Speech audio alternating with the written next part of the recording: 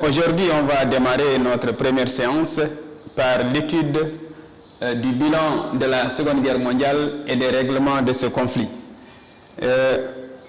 Effectivement, c'est une leçon très charnière dans le cadre du programme d'histoire de terminale, parce que tout part de la Seconde Guerre mondiale et à partir de 1945.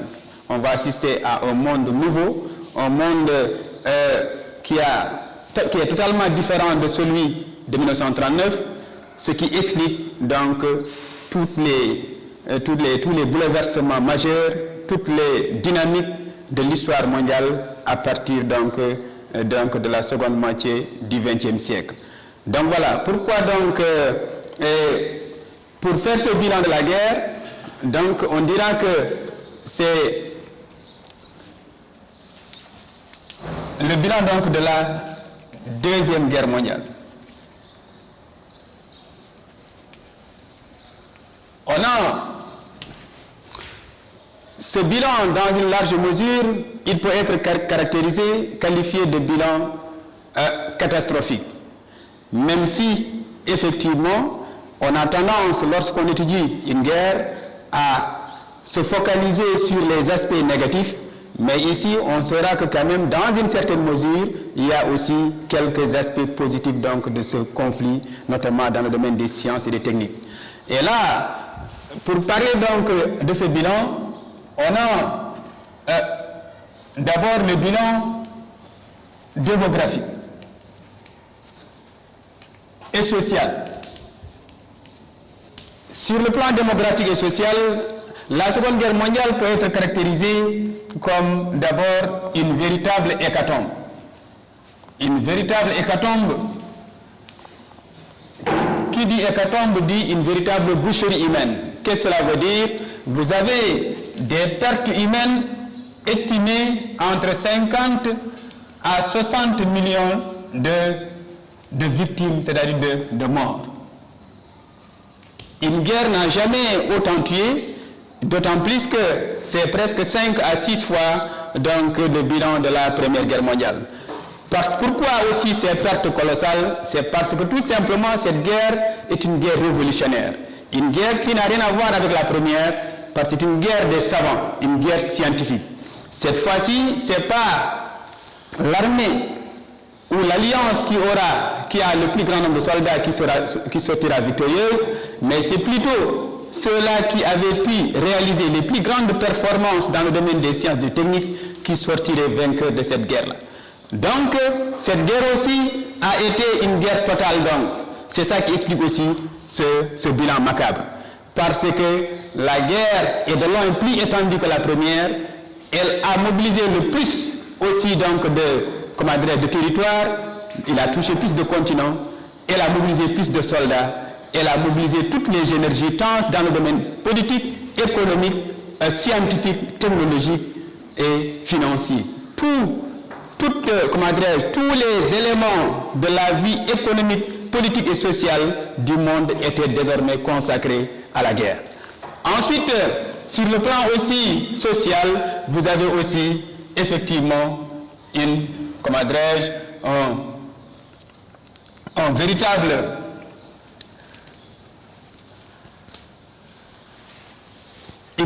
crise sociale. Une véritable crise sociale. À travers quoi? À travers une baisse de la démographie, à travers des maladies, à la fois des maladies infectieuses qui ne cessent de se propager, mais aussi à travers des déportés, des juifs, des déportés donc japonais, allemands, donc des migrants de toutes sortes qui fuient les foyers de tension.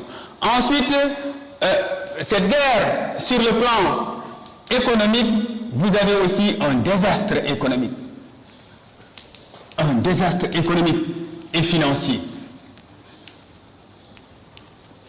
Et là, les économies du monde de manière générale, mais surtout celles de l'Europe et de l'Asie orientale, ont été complètement ruinées. Vous avez donc des économies européenne et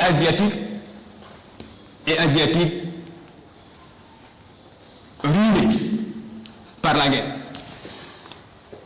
Et là, pourquoi ces ruines, pourquoi ce désastre, ce déclin économique de l'Europe et de l'Asie? Parce que tout simplement, les bombardements aveugles, les armes chimiques, notamment les bombes à napalm, à phosphore, et les bombardements stratégiques qui visaient à détruire l'ennemi, aussi bien son potentiel industriel, ses infrastructures, voilà, que son potentiel démographique pour que le pays n'ait plus donc effectivement de jeunes qui puissent renouveler donc les soldats perdus sur le champ de bataille.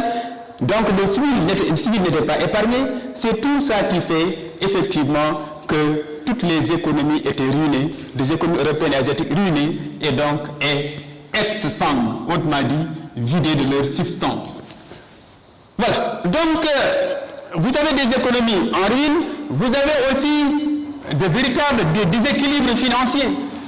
Déséquilibres financiers liés à quoi? Liés au fait que la guerre a mobilisé toutes les énergies, au point que c'est pour la première fois on voit dans une guerre plus de 1000 milliards dépensés pour sortir vainqueur, plus de 2000 milliards de dollars de pertes pour les estimations. Voilà donc, comment dirais-je, le bilan catastrophique de la Seconde Guerre mondiale. Maintenant, vous avez aussi une humanité moralement traumatisée. Ça, c'est le bilan moral de la guerre. Moralement traumatisée. Qu'est-ce qui a choqué l'humanité? Ce qui a choqué l'humanité, ce sont ces horreurs de la guerre, ces atrocités, cette barbarie dont on fait montre effectivement les sociétés européennes et asiatiques. Parce qu'on dira que cette guerre est une guerre raciste, la haine des blancs contre la haine des jaunes.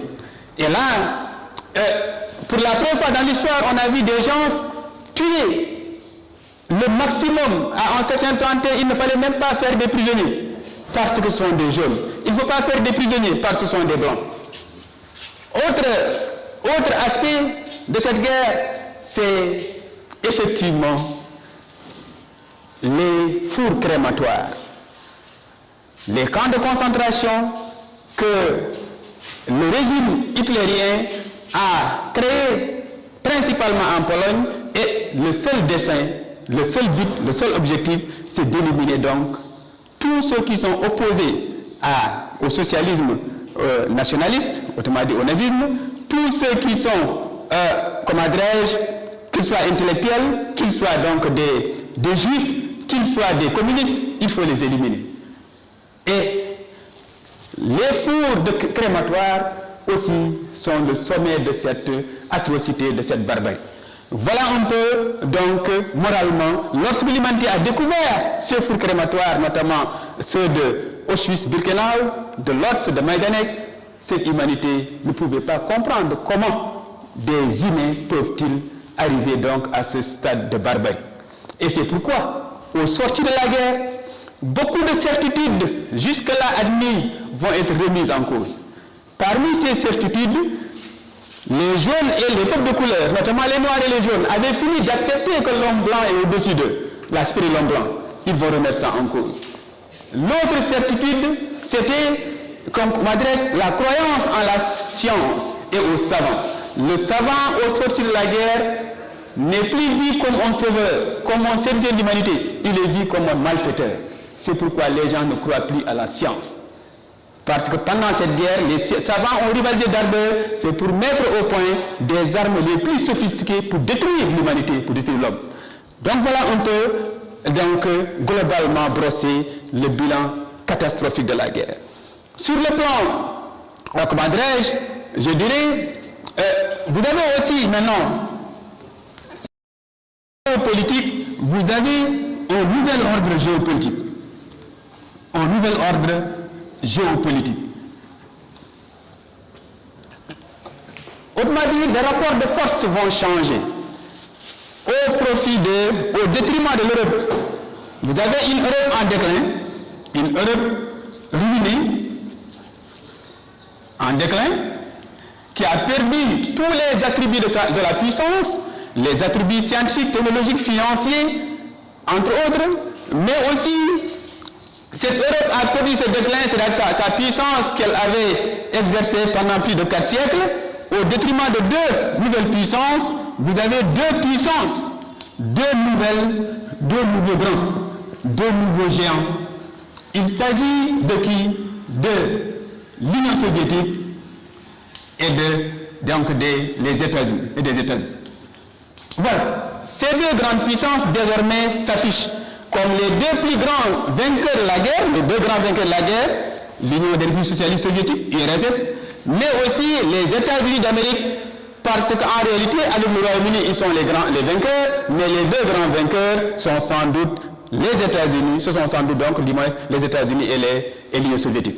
Voilà. L'Union soviétique étant une puissance surtout militaire, les États-Unis étant une puissance à la fois économique, militaire, financière et diplomatique. D'ailleurs, c'est la seule puissance qui détient au sortir de la guerre l'arme atomique, ce qui faisait d'elle aussi effectivement l'hyperpuissance, déjà dimanche la première superpuissance mondiale. Mais ce qui veut retenir aussi que les États-Unis, contrairement aux autres belligérants, aux autres partis en conflit, aux autres pays membres donc, de ces grandes alliances, notamment la grande alliance d'un côté et l'axe Rome-Berlin-Tokyo